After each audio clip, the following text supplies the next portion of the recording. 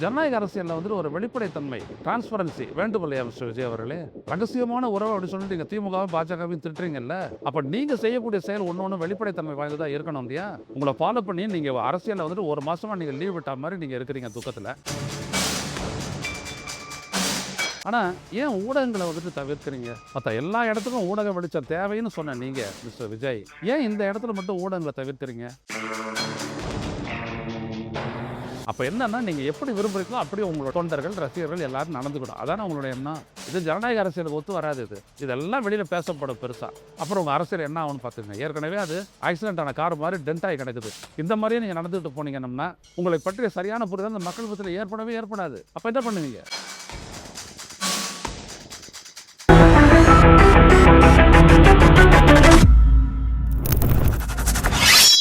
வணக்கம் தோழர்களே. ரொஸ்ட் செய்திகளின் வாயிலாக இன்று மீண்டும் உங்களை சந்திப்பதில் பெரும் மகிழ்ச்சி அடைகின்றேன்.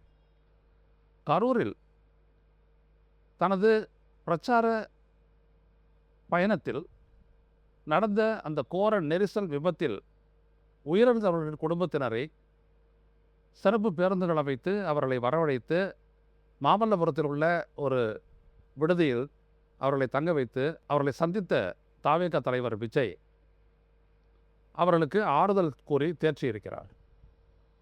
அந்த செய்தி ஊடகங்களில் எல்லாம் வந்திருக்கிறது. யாரையும் அனுமதிக்கவில்லை, எந்த ஊடகத்தினரையும் அனுமதிக்கவில்லை. ஒரு படம் கூட இதுவரைக்கும் வெளியிடப்படவில்லை.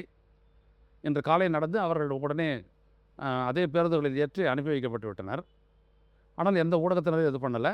அது அவங்களையும் ஒரு இடத்துல கொண்டாந்துட்டு உட்கார வச்சு அவங்களோட பேசலை. ஒவ்வொருத்தரும் தனித்தனி அறையில் தங்க வச்சு ஒரு அறைக்கும் போயிட்டு விஜய் பேசி அவர்களை தேற்றினார், ஆற்றுப்படுத்தினார்.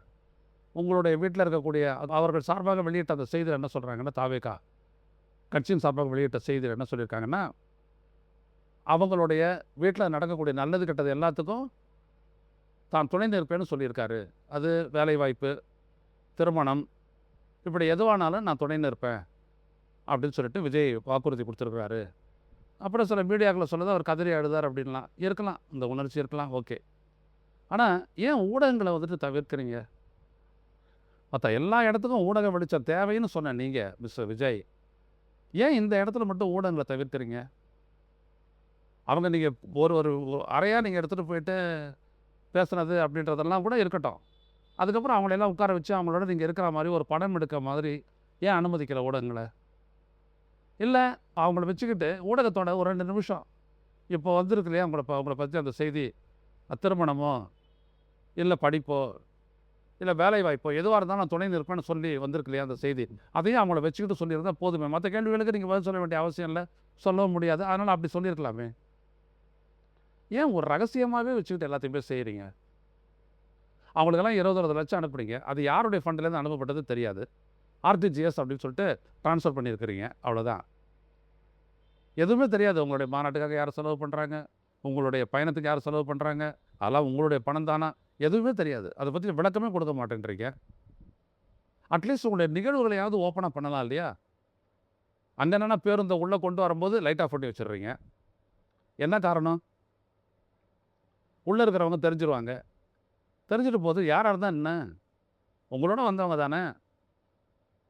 அதுலேருந்து நீங்கள் எங்கே வந்ததனுடைய நோக்கம் புரிஞ்சுக்குவாங்க அப்படின்ற ஒரு பயமா?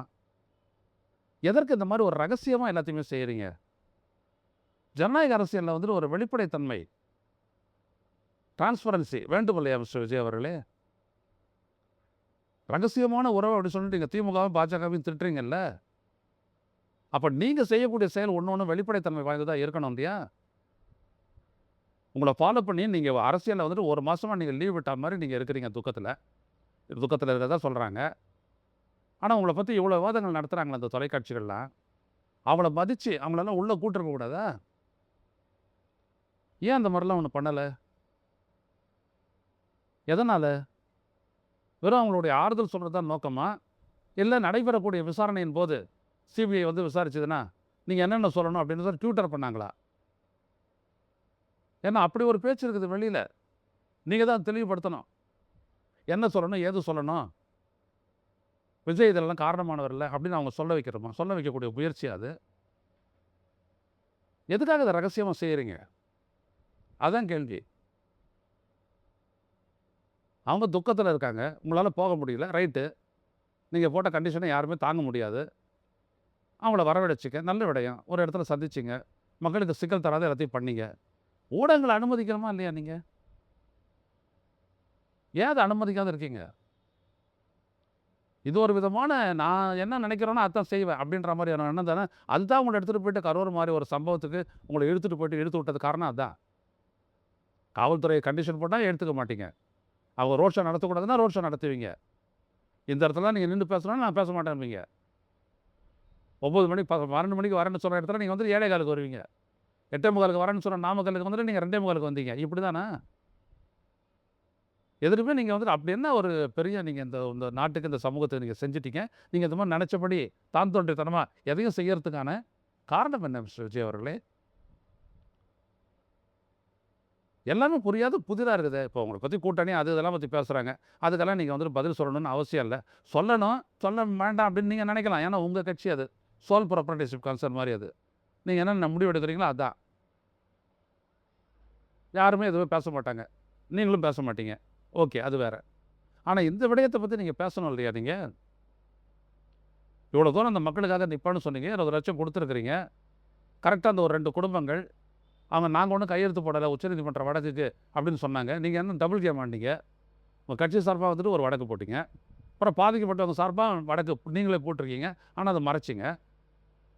ஏதோ அவங்க போயிட்டு உச்சநீதிமன்ற அதில் வாதாடக்கூடிய வழக்கறிஞர்களை பார்த்து ஏற்பாடு பண்ண மாதிரி ஒரு தோற்றத்தை உருவாக்கி பண்ணீங்க. அது அவங்ககிட்ட சொல்லிட்டாலும் செஞ்சுருக்கலாம், சொல்லலை. அவங்க போட்டு கொடுத்துட்டாங்க. இதுக்கு எங்களுக்கும் சம்மந்தம் இல்லைன்ட்டு உடனே அவங்களுக்கு கொடுக்க இருந்த பணத்தை வந்துட்டு நிறுத்திட்டீங்க. ஏன் அந்த மாதிரி செய்யணும்? நீங்கள் ஏன் அவங்கள பழி வாங்குறீங்க? பழிவாங்க இப்போ நீங்கள் பழி வாங்குவதாக இருந்தால் முதல்வர் சார் அவர்களே நீங்கள் என்னை பழிவாங்க அப்படின்னு சொன்னீங்களே, நீங்கள் அந்த 2 பேரை பழி வாங்குறீங்க. இந்த 2 குடும்பத்தை மட்டும் பழி வாங்குறதுக்கு காரணம் என்ன? அப்போ என்னன்னா நீங்கள் எப்படி விரும்புகிறீங்களோ அப்படியே உங்களோட தொண்டர்கள் ரசிகர்கள் எல்லாரும் நடந்துக்கணும். அதானே உங்களுடைய எண்ணம்.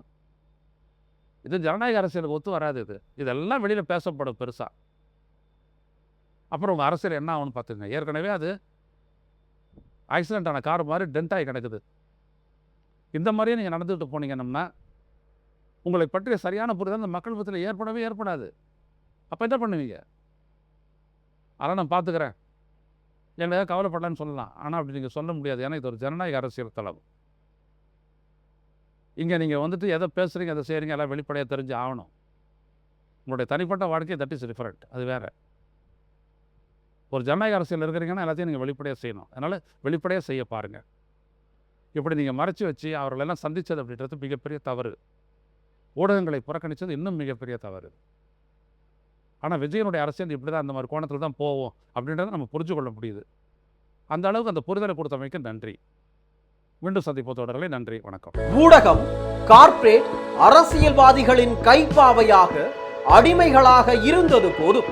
இனி சாட்டை எடுத்து சுழற்றும் நேரம் வந்துவிட்டது. ஊடகம் பொதுமக்களாகிய உங்களுக்காக உங்களாலேயே இயக்கப்பட வேண்டும். ஊடக சுதந்திரத்திற்காக உங்களின் பங்களிப்பை இன்றே அளித்திடுங்கள்.